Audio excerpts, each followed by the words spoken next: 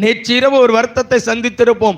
இன்னைக்கு காலையில் எழுந்தால் வேறொரு வருத்தத்தையும் சஞ்சலத்தையும் நம்மை சந்திக்க வேண்டியதாக இருக்கிறது.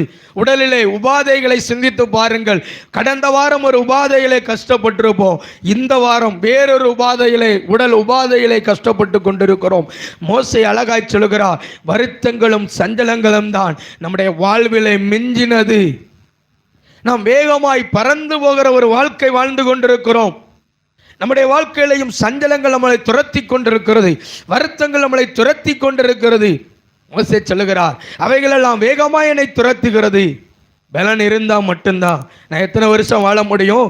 80 வருடம் வாழ முடியும் என்று மோசே எழுதுகிறார். அதுக்கு அடுத்த வாக்கியத்தில் ரொம்ப அழகாக சொல்றார் பாருங்க, இந்த சஞ்சலமும் வருத்தமும் நிறைந்த இந்த வாழ்க்கையில் நான் மகிழ்ந்திருக்க வேண்டுமானால். மோசே அழகாய் ஒரு வாக்கியத்தை சொல்லுகிறார், வாசிக்கலாம். 13 வாசிப்போம். நாங்கள் எங்கள் வாழ்நாள் எல்லாம் கலைகூர்ந்து மகிழும்படி காலையிலே உமது கிருபையினால் எங்களை நிரப்பி அருளும். அல்லேலூயா.